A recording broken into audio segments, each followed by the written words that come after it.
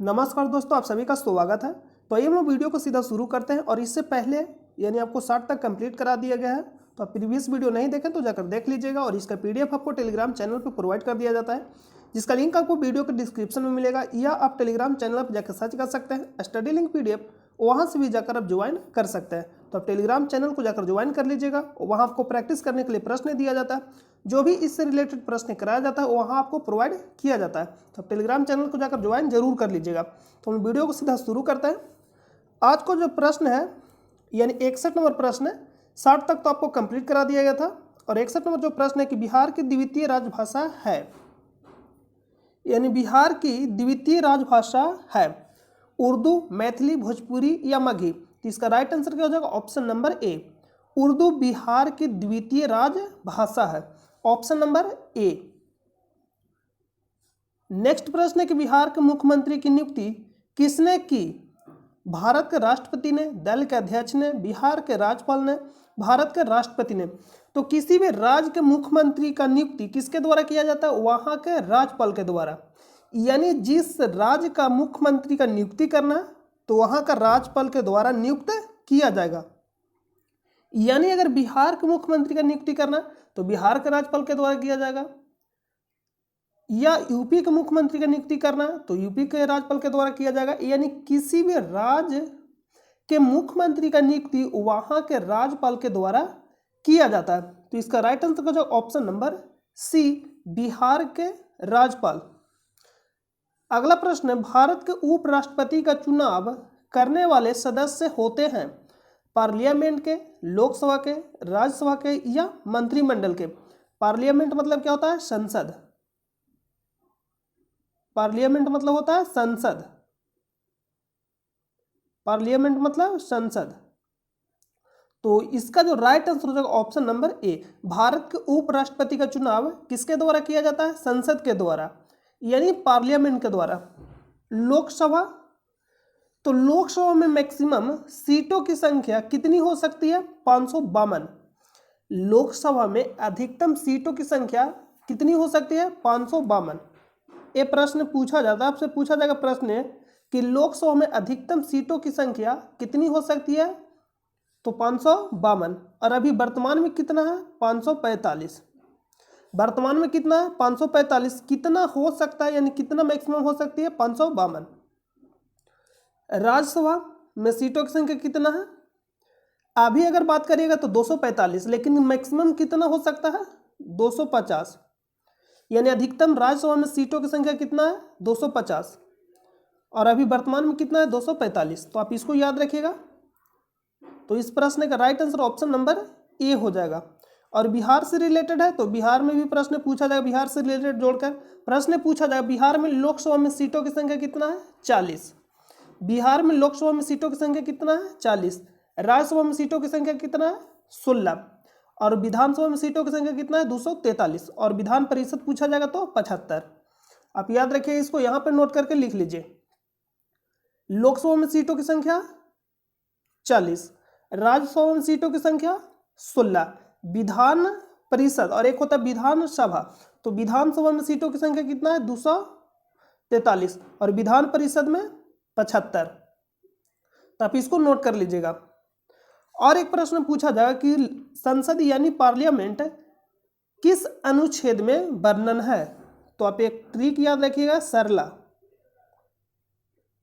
सरला, स से संसद 79, र से राज्यसभा 80 और ला से लोकसभा 81।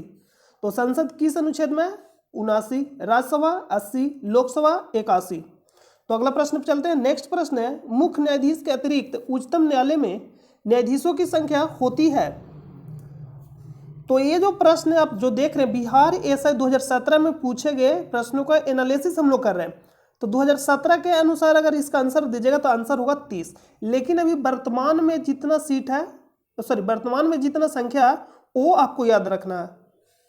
तो वर्तमान में उच्चतम न्यायालय बोले तो सुप्रीम कोर्ट, हम शॉर्ट में लिख देते हैं ASC।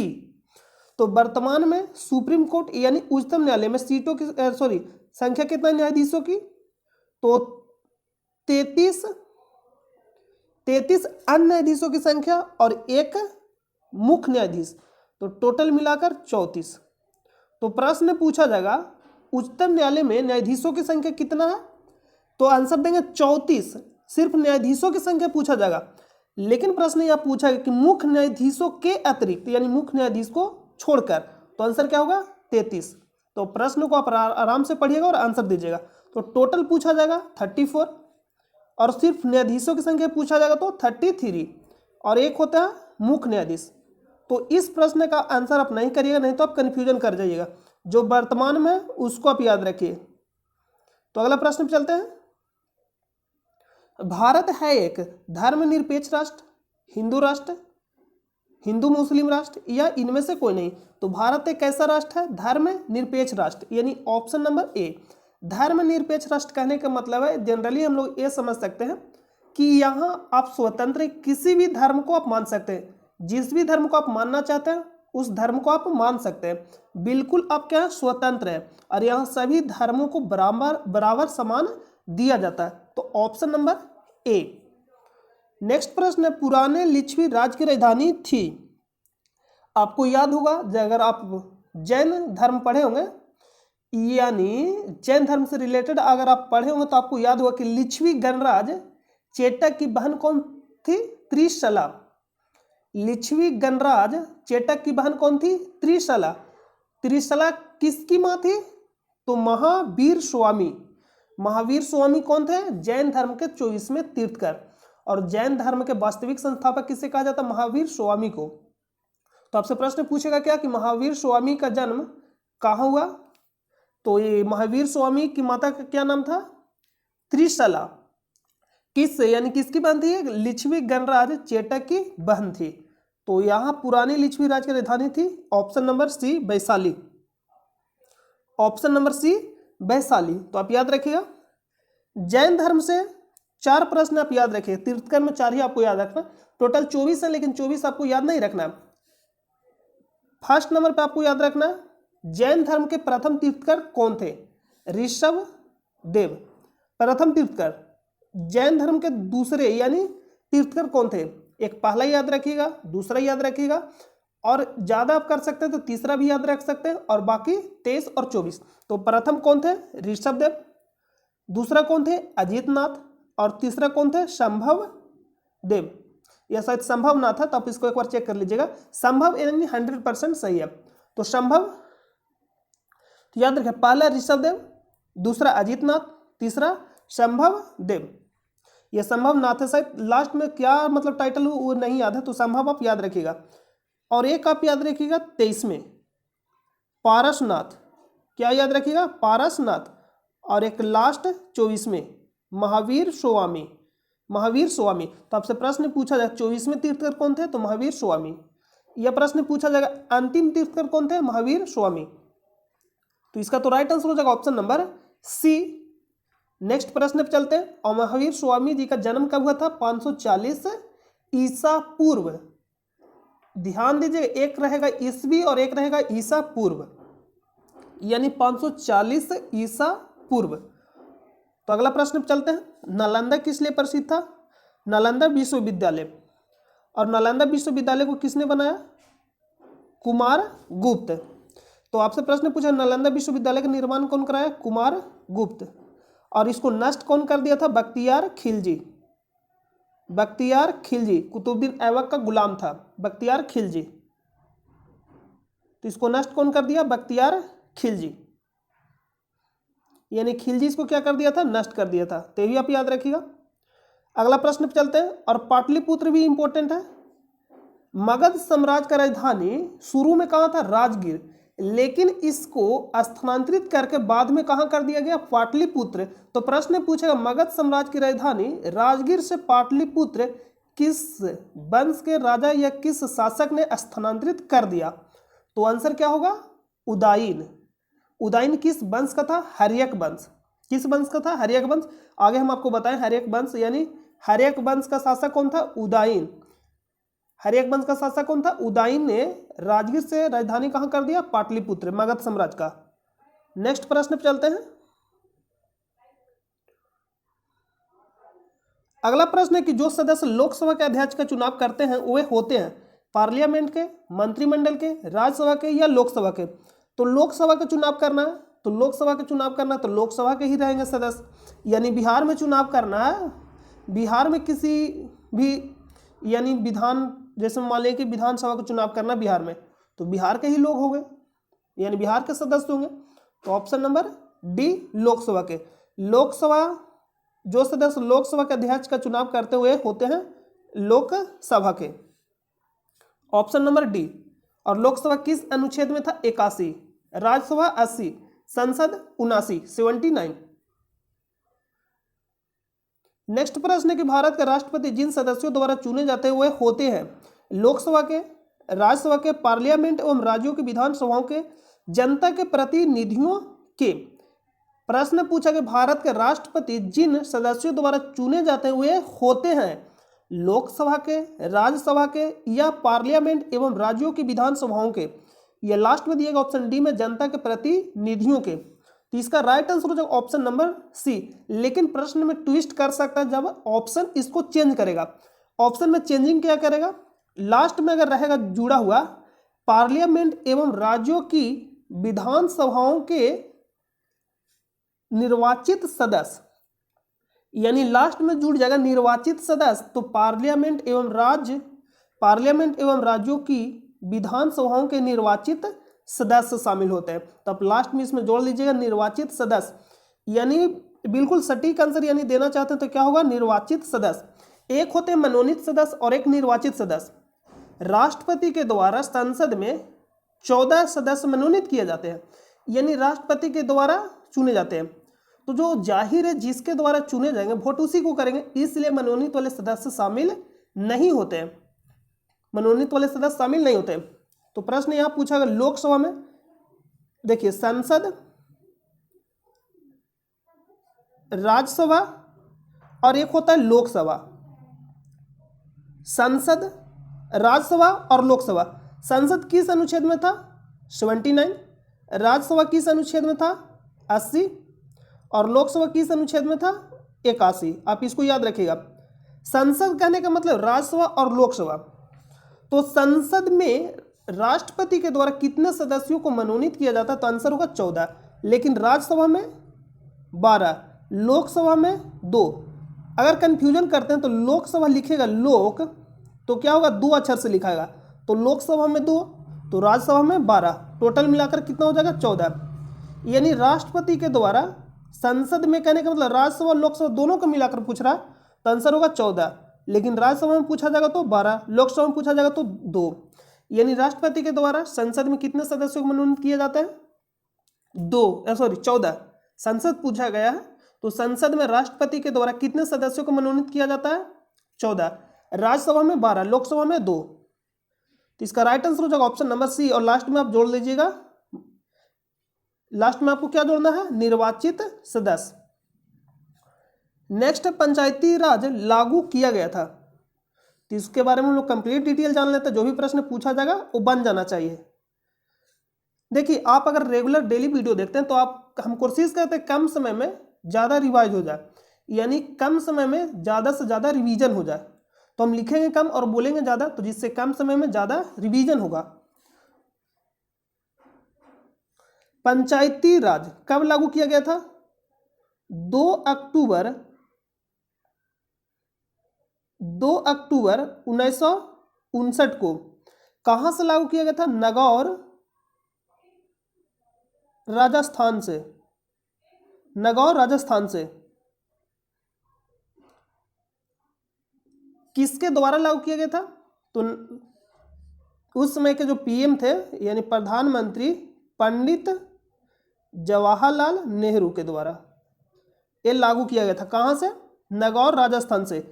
नागौर राजस्थान का एक क्या है? जिला है। कब लागू किया गया था? 2 अक्टूबर 1959 को। पंचायती राज व्यवस्था एक होता है द्विस्तरीय और एक होता है त्रिस्तरीय।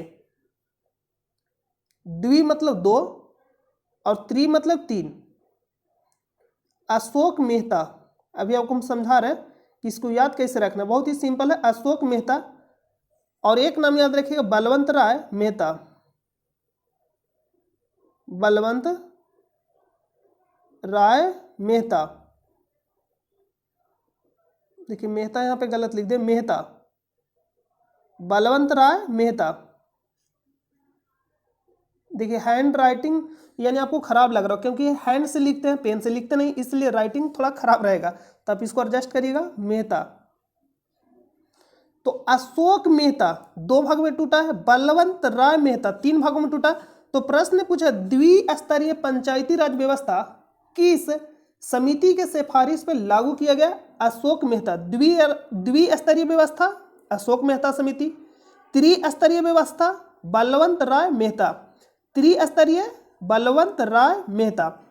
त्रि मतलब 3, तो बलवंत राय मेहता, और द्विस्तरीय अशोक मेहता। तो आप इसको याद रख सकते हैं इस तरह से। प्रश्न पे चलते हैं। प्रश्न है कि पंचायती राज लागू किया गया 1950 में, 1952 में, 1957 में या 1959 में। तो इसको लागू कब किया गया था? 1959 में, यानी ऑप्शन नंबर डी इसका राइट आंसर हो जाएगा। नेक्स्ट प्रश्न पे चलते हैं। उपचुनाव कराया जाता है, तो उपचुनाव कराया जाता है, तो उपचुनाव कब कराया जाता है? इसका कोई सीमा नहीं है, यानी ये मूर्ख बना रहा प्रश्न है, तो कभी भी कराया जा सकता है। Option number D, option number D. अगला प्रश्न, सिंधु घाटी सभ्यता के लोग पूजा करते थे ब्रह्मा की, विष्णु की, पशुपति की या इंद्र और वरुण की? तो इसका राइट आंसर क्या हो जाएगा? पशुपति या एक सिंही, या एक सिंही। आप इसको याद रखिएगा, पशुपति की। सिंधु घाटी सभ्यता से कुछ प्रश्न पूछा जाता है, उसको हम बता देते हैं, उसको आप याद रखिएगा। प्रश्न पूछा जाए सिंधु घाटी सभ्यता में सबसे उत्तर में कौन सा स्थल है? सबसे दक्षिण में, सबसे पूर्व में, सबसे पश्चिम में? तो आप यहां से याद रखिएगा, यहां से याद करिएगा, ये कौन सा हो जाएगा? पश्चिम, इधर उत्तर, और इधर पूर्व, इधर दक्षिण। सुतका गेंडोर, सा लिख दे रहे हैं या सू लिख दे रहे हैं। सुतका गेंडोर कहाँ स्थित है? पाकिस्तान में, तो हम यहाँ लिख दे रहे हैं पी। सबसे पश्चिम में कौन सा स्थान है? सुतका गेंडोर पाकिस्तान में। और सबसे उत्तर में मांडा कहाँ स्थित है? कश्मीर में, यानी जम्मू कश्मीर सिर्फ आप याद रखिएगा, मांडा। और सबसे पूर्व में आलमगीरपुर, आलमगीरपुर यानी दिल्ली, उत्तर प्रदेश में, दिल्ली के आसपास, दिल्ली के ही पास है। और दक्षिण में दैमाबाद, दक्षिण में दैमाबाद। ये दैमाबाद कहाँ स्थित है? महाराष्ट्र में। अब प्रश्न पूछा जाएगा किस नदी के किनारे स्थित है? किस नदी के किनारे स्थित है?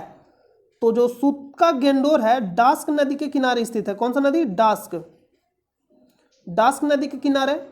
मांडा चेनाब नदी के किनारे। मांडा किस नदी के किनारे स्थित है? चेनाब नदी के किनारे स्थित है। और आलमगीरपुर हिंडन नदी के किनारे स्थित है, हिंडन नदी के किनारे स्थित है। और दैमा परबरा किस नदी के किनारे स्थित है? परबरा नदी के किनारे स्थित है। लेकिन अगर ऑप्शन में परबरा नहीं रहेगा तो क्या लगाइएगा? गोदावरी। अगर ऑप्शन में परबरा नहीं रहेगा तो क्या लगाइएगा? गोदावरी। तो दैमाबाद किस नदी के किनारे स्थित है? परबरा। अगर ऑप्शन में नहीं रहेगा तो गोदावरी।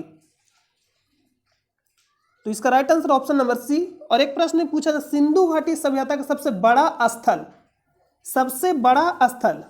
और एक प्रश्न पूछा सिंधु घाटी सभ्यता का सबसे बड़ा शहर। तो दोनों में अंतर, अगर सबसे बड़ा स्थल पूछा जाएगा तो जब राखीगढ़ी का खोज नहीं हुआ था तो कौन सा स्थान था? धौलावीरा। कौन सा स्थान था? धौलावीरा। लेकिन जब राखीगढ़ी का खोज हो गया तो सबसे बड़ा स्थल कौन सा है? राखीगढ़ी। कहाँ स्थित है? हरियाणा में। और सेकेंड नंबर पे धौलावीरा। और तीसरा नंबर पे कौन सा है? मोहनजोदड़ो। कहाँ स्थित है? पाकिस्तान में।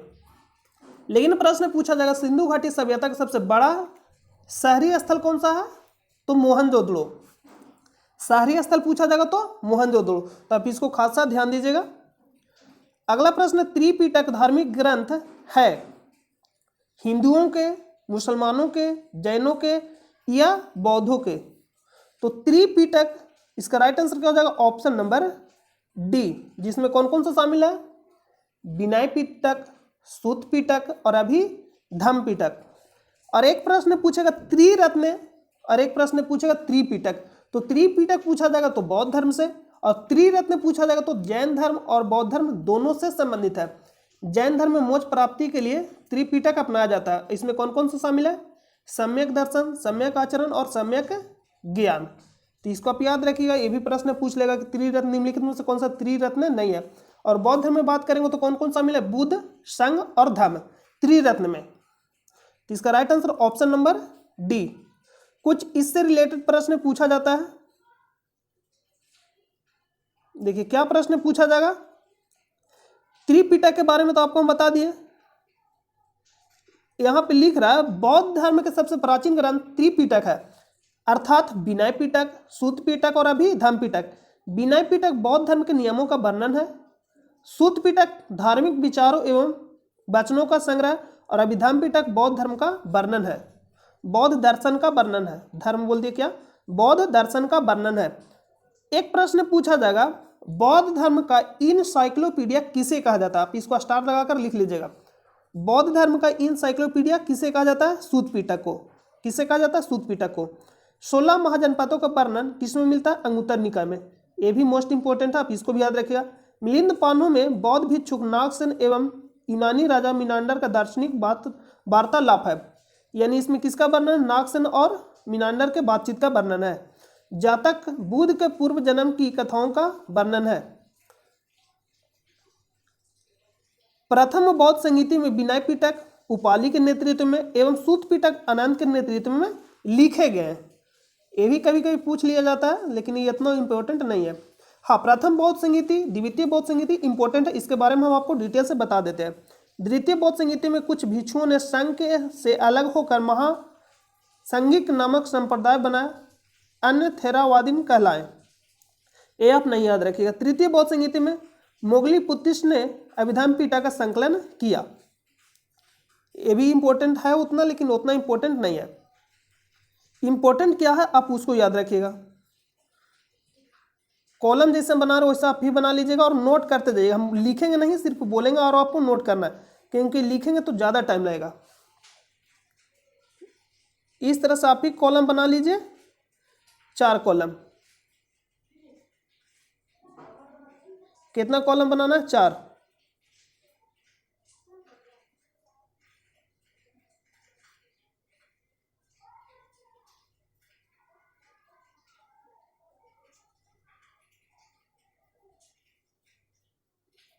इस तरह से बना लीजिए।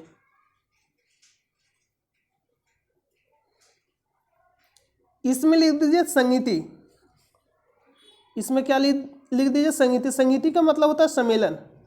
हम यहाँ पे साल लिखकर छोड़ देता, पूरा लिख दीजिएगा संगीति। इसमें क्या लिख दीजिए? संगीति।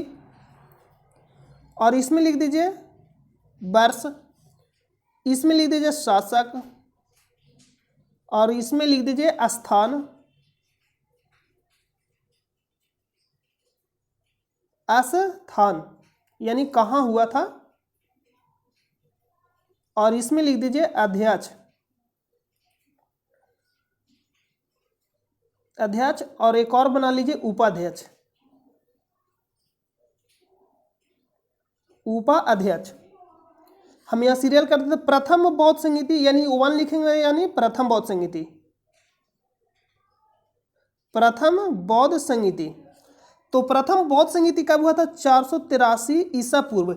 यानी जिस समय महात्मा बुद्ध को महापरिनिर्वाण, कहने का मतलब हम लोग बौद्ध धर्म में निधन को क्या बोलते हैं? महापरिनिर्वाण। तो बौद्ध धर्म में क्या बोलते हैं? महापरिनिर्वाण। तो महात्मा गौतम बुद्ध को महापरिनिर्वाण की प्राप्ति कहाँ हुआ था? कुशीनगर, उत्तर प्रदेश। कुशीनगर कहाँ? उत्तर प्रदेश में। कब हुआ था? 483 ईसा पूर्व। तो 483 ईसा पूर्व में प्रथम बौद्ध संगीति का आयोजन किया गया। संगीति कहने का मतलब होता है सम्मेलन। किस शासक के समय किया गया था? अजातशत्रु। तो हम यहाँ पे लिख दे रहे हैं अजातशत्रु। कहाँ किया गया था? राजगीर में। किस गुफा में किया गया था? सतपर्णी नामक गुफा में। अध्यक्ष कौन था? महाकश्यप। महाकश्यप। उपाध्यक्ष था? नहीं, यानी हम कट कर देंगे। सेकेंड बौद्ध संगीति यानी द्वितीय बौद्ध संगीति का आयोजन कब हुआ? इसको में से क्या करना? 100 घटा देना है, यानी 383 ईसा पूर्व। किस शासक के समय हुआ था? द्वितीय बौद्ध संगीति, तो कालाशोक, तो हम यहाँ लिख दे रहे हैं का, कालाशोक के समय। कहाँ हुआ था? वैशाली में, तो हम यहाँ लिख दे रहे हैं बा। अध्यक्ष कौन था? शवाक कमीर, शाब कमीर लिख दीजिए, शाब कमीर। उपाध्यक्ष था? नहीं। तृतीय बौद्ध संगीति कब हुआ था? 255 ईसा पूर्व। आप यहाँ पे लिख लीजिएगा ईसा पूर्व, हम यहाँ पे शॉर्ट में BC लिख दे रहे हैं, आप लिख लीजिएगा पूरा ईसा पूर्व। किस शासक के समय हुआ था? अशोक। कहाँ हुआ था? पाटलिपुत्र, यानी स्थान कहाँ था? पाटलिपुत्र में। अध्यक्ष कौन था? मुगली पुत्तिस, मुगली पुत्तिस, तो यहाँ पे मैं लिख दे रहे हैं। उपाध्यक्ष था? नहीं था। चतुर्थ बौद्ध संगीति का आयोजन कहाँ किया गया और कब किया गया? ईसी में। ईसी कहने का मतलब जब प्रथम ईस्वी, मतलब हम जिसको कर सकते हैं, तो आप प्रथम ईस्वी इसको कर सकते हैं। प्रथम ईस्वी में किया गया था, यानी फर्स्ट ईस्वी में। किस शासक के समय किया गया था? कनिष्क, तो हम यहाँ पे क्या लिख दे रहे हैं? कनिष्क के समय। कहाँ किया गया था? कुंडलवन, जम्मू कश्मीर। तो का से कुंडलवन और जैसे जम्मू कश्मीर, तो कुंडलवन जम्मू कश्मीर में। अध्यक्ष था? तो अध्यक्ष कौन था? वसुमित्र, तो यहाँ पे भी लिख दे रहे। उपाध्यक्ष शामिल था? शामिल था। नाम क्या था? अश्वघोष। तो एकमात्र जो बौद्ध संगीति था जिसमें एक उपाध्यक्ष भी था, कौन सा बौद्ध संगीति था? चतुर्थ बौद्ध संगीति। अध्यक्ष का नाम क्या था? वसुमित्र। उपाध्यक्ष का नाम क्या था? अश्वघोष। उपाध्यक्ष का नाम क्या था? अश्वघोष। तो ये मोस्ट इंपोर्टेंट, आप इसको जरूर याद रखिएगा। और महात्मा बुद्ध को ज्ञान की प्राप्ति कहाँ हुआ था? बोध गया में। किस नदी के किनारे स्थित है? निरंजना, जिसे हम फल्गु के नाम से भी जानते हैं। तो ये सारा आप याद रखिएगा। और पहली बार महात्मा बुद्ध ने अपना पहला उपदेश कहाँ दिया? सारनाथ में। महात्मा बुद्ध ने अपना पहला उपदेश कहाँ दिया? सारनाथ में। लेकिन सर्वाधिक उपदेश कहाँ दिया? श्रावस्ती। कहाँ दिया? श्रावस्ती। तो आप दोनों पॉइंट याद रखिएगा। तो महात्मा बुद्ध से रिलेटेड मैक्सिमम पॉइंट आपको हम बता दिए। तो इसका राइट आंसर क्या होगा? Option number D. अगला प्रश्न, संयुक्त राष्ट्र संघ स्थापित हुआ था, तो इसका स्थापना कब हुआ? तो 24 अक्टूबर 1945 को। हेडक्वार्टर कहाँ स्थित है? न्यूयॉर्क, तो हमें NOY लिख देते हैं, न्यूयॉर्क में स्थित है। न्यूयॉर्क कहाँ स्थित है? अमेरिका में, तो USA लिख देते हैं। USA कहाँ स्थित है? अमेरिका में। तो इसका जो राइट आंसर हो option number C. Option number C. संयुक्त राष्ट्र संघ का एक अंग है जिसका नाम क्या है? UNSC, United nation secretary council, संयुक्त राष्ट्र सुरक्षा परिषद। इसमें टोटल सदस्य कितने होते हैं? 15। 10 अस्थायी और 5 अस्थायी, टोटल मिलाकर 15। तो आपसे प्रश्न पूछा जाएगा संयुक्त राष्ट्र सुरक्षा परिषद में टोटल कितने सदस्य होते हैं? 15। 10 अस्थायी, 5 अस्थायी। जो 5 अस्थायी होते हैं उनके पास होता है वीटो पावर। तो इनमें कौन कौन सा देश शामिल है ये आपको कमेंट करके बताना है। इसका आंसर इसका आंसर नेक्स्ट वीडियो में बताएंगे। तो इसका राइट आंसर है ऑप्शन नंबर सी। एक करेंट का प्रश्न है, आपके काम का नहीं है, 2017 का करेंट है। पानीपत की तीसरी लड़ाई हुई थी 1756, 1768, 1770 या 1761। तो ऑप्शन नंबर बी 1761 में। किसके बीच हुआ था? अहमद शाह अब्दाली और मराठों के बीच। प्रथम कब हुआ था? 1526 में। द्वितीय कब हुआ था, यानी पानीपत का प्रथम युद्ध कब हुआ था? 1526 में, और दूसरा 1556 में, और तीसरा 1561 में। किसके बीच हुआ था तीसरा? अहमद शाह अब्दाली और मराठों के बीच, जिसमें कौन हार गया? मराठा। नेक्स्ट प्रश्न है, चंद्रगुप्त मौर्य के साम्राज्य की राजधानी थी वैशाली, राजगीर, पाटलिपुत्र या बोध गया? तो चंद्रगुप्त मौर्य के साम्राज्य की राजधानी कहाँ थी? Pataliputra. Option number C. Option number C इसका क्या हो जाएगा? राइट आंसर हो जाएगा। और चंद्रगुप्त मौर्य के गुरु कौन थे? चाणक्य, जिसका अन्य नाम क्या है? विष्णुगुप्त, कौटिल्य। ये सारा आप याद रखिएगा। और कौटिल्य के द्वारा एक पुस्तक लिखा गया था जिसका नाम क्या है? अर्थशास्त्र। और चंद्रगुप्त मौर्य के दरबार में कौन आया था? मेगास्थनीज। मेगास्थनीज ने, बहुत ही इंपॉर्टेंट प्रश्न है, पूछा गया था कि मेगास्थनीज ने भारतीय समाज को कितने भागों में बांटा, यानी कितने वर्गों में बांटा? 7 वर्गों में। मेगास्थनीज ने भारतीय समाज को कितने वर्गों में बांटा? 7 वर्गों में। और मेगास्थनीज अपने पुस्तक इंडिका में ये लिखा था कि भारतीय समाज को लगता है, एक तरह से कह सकते हैं पढ़ने में मन लगता है लेकिन लिखने में मन नहीं लगता, यानी आलसी होते हैं, लिखना नहीं चाहते हैं। तो इसका राइट आंसर क्या हो जाएगा सी। एक प्रश्न पूछा जाएगा कि इंडिका किसके द्वारा लिखा गया, मेगास्थनीज के द्वारा। मेगास्थनीज किसके दरबार में आया, चंद्रगुप्त मौर्य के दरबार में। और मेगास्थनीज किसका राजदूत था, सेल्यूकस निकेटर का। Option number C. नेक्स्ट प्रश्न पे चलते हैं। राजतरंगिणी में कल्हण ने जिस राज्य का वर्णन किया है वह है, तो किस राज्य के बारे में वर्णन है, जम्मू कश्मीर। तो राजतरंगिणी किसके द्वारा लिखा गया, कल्हण के द्वारा। इसमें क्या है, तो जम्मू कश्मीर का इतिहास। Option number D. Next, Mughal वंश की स्थापना भारत में हुई 1526 में बाबर के द्वारा। Option number B. अगला प्रश्न है, करेंट का प्रश्न है तो आपके काम का नहीं है। नेक्स्ट प्रश्न पे चलते हैं।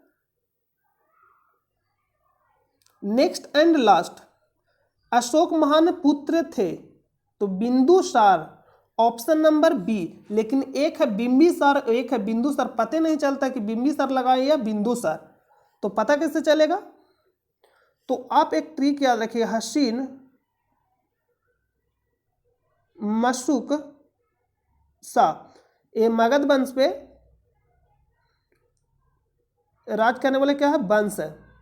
सबसे पहला वंश कौन था, हर्यक वंश, शिशुनाग वंश, नंद वंश, मौर्य वंश, सुंग वंश, कण्व वंश और शतवाहन वंश।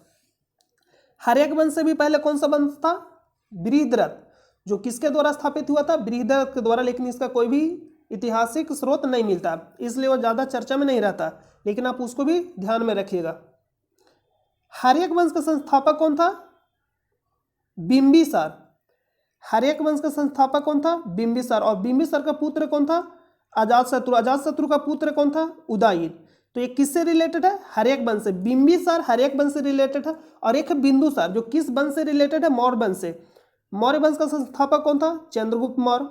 चंद्रगुप्त मौर्य का पुत्र कौन था, बिंदुसार। और बिंदुसार का पुत्र कौन था, अशोक। तो अशोक किसका पुत्र था, बिंदुसार का। Option number B. Option number B इसका राइट आंसर हो जाएगा। अशोक 261 ईसा पूर्व में कौन सा युद्ध लड़ा था, कलिंग का युद्ध। कौन सा युद्ध लड़ा था, कलिंग का युद्ध। कौन सा, कलिंग का युद्ध। और कलिंग कहाँ पड़ता है, उड़ीसा में।